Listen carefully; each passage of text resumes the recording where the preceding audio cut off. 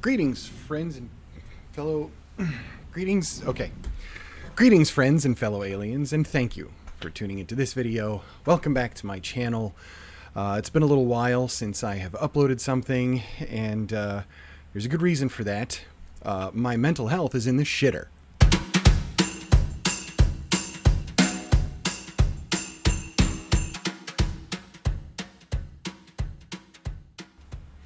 Please, as you are watching this video, feel free to comment and let me know. Let me know how you're doing and how you're holding up, in particular across some of the topics that I'm going to talk about in this video. It's going to be a quick one. Like I said, I just kind of wanted to check in, give you a little bit of an update, and share with you some of the things that I'm doing and I'm going through in the hopes that it will resonate with you and will help you on your own path, in particular if your mental health is in the crap tank. Yeah, so I've been having this feeling lately of being kind of isolated in a way. And I realize, obviously, there's a pandemic going on. And there is a general overall pulling apart of social interactions and all of those things. It's not helped by the fact that it is wintertime and it's dark early and those kinds of things. And it's just difficult for me right now to get out of some very, very negative thought patterns. As hard as I try, it just seems like they're stacking up one after another, after another, after another, and it is getting very, very overwhelming. So I thought to myself, I'm going to do something for me. And so I started playing tennis again. Now, I don't really talk about this because who wants to talk about this, but tennis is one of my first loves. I've always enjoyed playing the game. I'm pretty darn good at it. I can move around, obviously getting a little older and things are kind of broken here and there and that kind of stuff. More on that in a second. And so I found a really cool place nearby and was able to go and do a couple of classes. And I did so for 3 weeks, every Thursday. And then 2 weeks ago, I was playing and having a good time. There's a coach, there's 6 of us. We're just kind of going through some drills and just kind of knocking the rust off. I really like tennis because it's an individual sport. I get to work on myself and be better, and I don't have to worry about anything or anyone else because team sports, not for me. So I reach down to pick up a tennis ball and I feel something happen in my lower back. And it is an all too familiar feeling. So really for the past couple of weeks, I have been suffering from a pretty awful bout of sciatica. Now, for anybody who doesn't know what this is, in your spine, you've got your vertebrae, right? Your bones, and then you've got discs in between. What happened is I reached down to pick up a tennis ball. I felt a very sharp pain that felt very, very familiar because I have felt it many times before. I have had surgery on my back to repair a herniated disc, and one of them popped again. So here's what happens. You get this weird warm feeling in your back, and then your head realizes what it is, and you're like, oh shit, this again. Sciatica is awful. And what happens is there's a disc. The disc either bursts or slips. There's a nerve. It smashes into the nerve, pounds the nerve, abuses the nerve, and does all the things to the nerve, which is what sends all kinds of pain signals down one or the other sides of your body. For me, it's always the right side, which makes it impossible to straighten out, walk, sleep, sit down, lay down, or do anything with any level of comfort whatsoever. It is constant pain. Heat kind of helps a little bit. Ibuprofen doesn't do a damn thing. Tylenol might do something a little bit. But really, it's just that anytime you go to a doctor for this, they say, well, don't sit for more than 20 minutes, don't stand for more than 20 minutes, and don't lay down for more than 20 minutes. Well, how the hell am I supposed to get 8 hours of sleep if every 20 minutes I have to either stand, sit, or lay down or whatever? It just makes it really, really impossible. An injury like this, considering my already somewhat fragile mental state at being very overwhelmed with it being tax season and bills and just all of the other things going on in my life, it was really just something that kind of pushed me over the edge. And caused me to just withdraw. And that's what I've been doing the past couple weeks. It's really difficult, even just sitting down and having a conversation like this, because right now, sitting in this chair, there's just pain. There's constant pain. Sometimes it's more intense. Sometimes it is a shooting pain and I have to yell something and hold my leg up in the air because that's the only way it feels like I'm getting any relief. Not like a dog like urinating on something, but just like picking your knee up. But it's terrible. I've suffered through this numerous times before. I've had surgery for it. I recovered from the surgery to do a whole bunch of Spartan races, even obstacle races, running 13 miles and doing, 30 obstacles and the whole thing. So I know this isn't going to last, but it's one of those things where they start to pile up on you. When you're feeling overwhelmed with work things, overwhelmed with relationships, overwhelmed with finances, overwhelmed with just life in general and all of the things that you have to do and those responsibilities. And then something hits you completely out of the blue and floors you and puts pain on top of it all. It's just kind of a recipe for not doing all that great mentally. So when I say my mental health is in the crap tank, that's just what I mean. Like it was just it's like this again on top of everything else. I was doing something for me and now I can't do that thing. I can't go out on a tennis court right now. I'd look ridiculous. I mean, unless I just ball up in the fetal position and let people serve the ball at me, which really, it might be fun for them, but it won't be very fun for yours truly. So there's not much I can do. I've got to put that on hold again and just kind of wait this out. Now, at the same time I'm doing that, I've got to do things like clearing out my storage unit, which means I'm lifting things and moving things, and I have no choice because I had to be out of that unit by a certain time. I just finished that up the other day. The apartment is a disaster right now. So all of these things, look, man, this is real life. These are the things that happen to everybody and all of us. We all get in these states where maybe we're not feeling well, things happen, it snowballs, and I don't want to write. I don't want to record. No offense. I don't want to do anything. I just want to feel sad and sorry for myself. But that's not really a healthy way to go about it. But it's like I don't know what else to do. And that really, really sucks.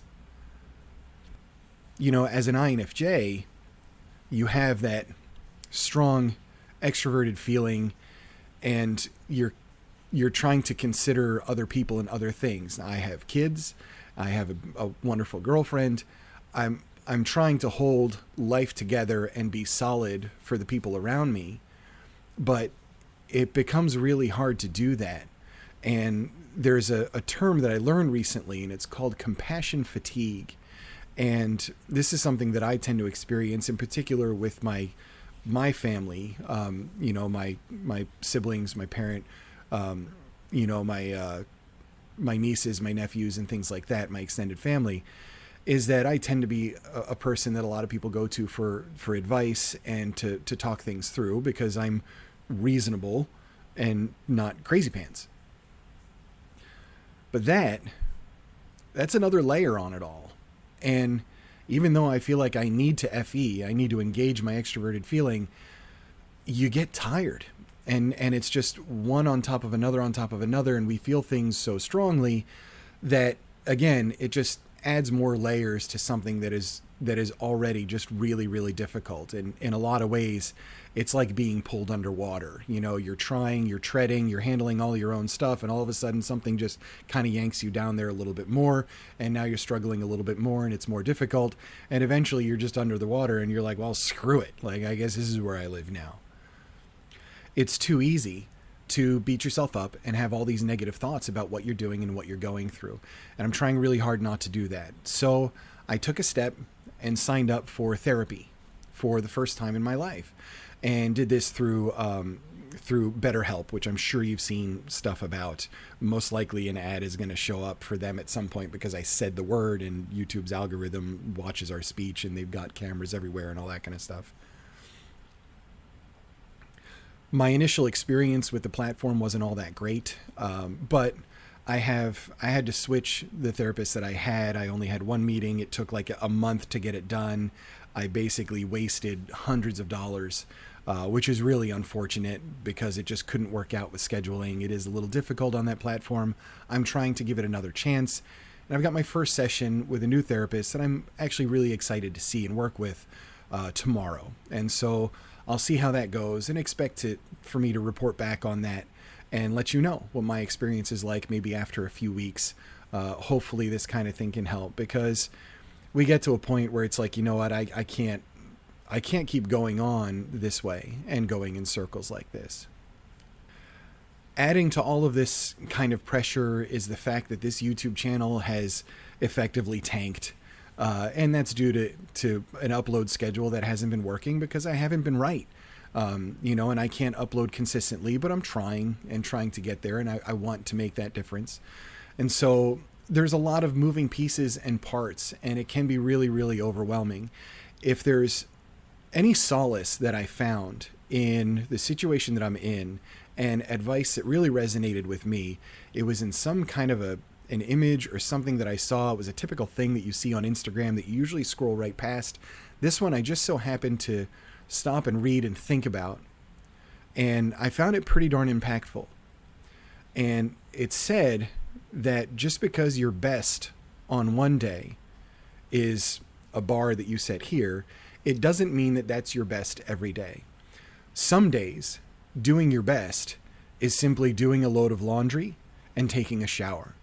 And some days, doing your best is clearing out a storage unit and organizing and doing all these different things. And someday, doing your best is even more than that. It's a day where you write and you get all the things done, and you get a handle on your bills, and you get a handle on getting your oil changed in the car and all those different things. But your best changes. And so you cannot measure your best on a given day against one of the best days that you've ever had. And for me, that's really meaningful, because I have days where I can work and I can do a little bit, but I don't have the mental fortitude to keep it going and run myself into the ground. And I don't want to burn myself out. I already got injured. I'm already feeling all this pressure and all these overwhelmed feelings. So it's important for me to step back and understand, okay, I'm going to do the best I can today. And that may not be a lot compared to my better days when I'm feeling much better, when the weather is nicer and I feel like I can move around and I'm feeling healthy and I'm feeling more positive. But it's those little victories and recognizing those little victories. So if there's anything I would say to you, if you're struggling in similar ways with your mental health, is to approach it that way. Understand what your best is, and understand that your best isn't the same every single day.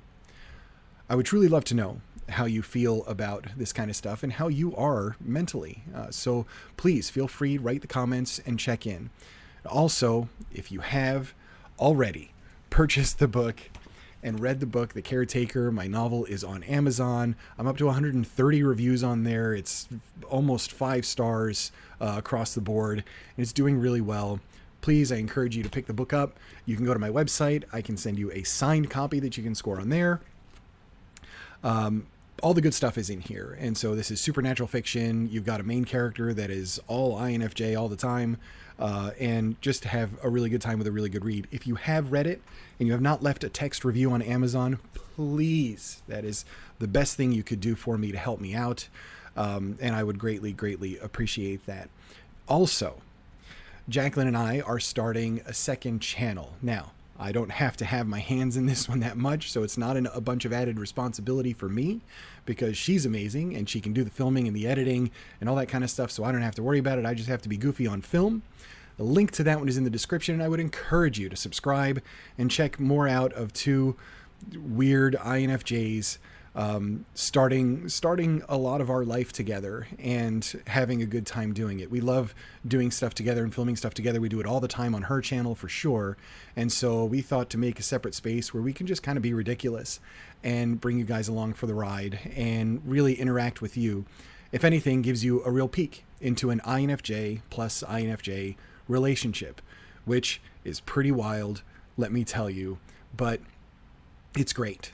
And I'm really looking forward to showing that side of things, because it's not really appropriate to do so on this channel, and it's not appropriate to do so fully on her channel with all the plants. So we made a separate space to just have some fun. Link is in the description. Please check it out and subscribe. I'll put like a thing up somewhere around here as well. So thank you for watching this, and I hope that this video finds you well. I'm going to be okay. It's just part of the process, and I want to try and share some of this process that I'm going through to get over all of these feelings and struggles that I am having. They're numerous, and it's really casting a dark cloud, but I'm doing my best to find those spots of light and understand what's happening to try and get myself through this in a healthy way. So I absolutely, truly wish you lots of love and lots of light, and hope that you are all doing well. Please say hi in the comments. I can't wait to see some of you and chat a little bit back and forth. And thank you. I will catch you again very, very soon.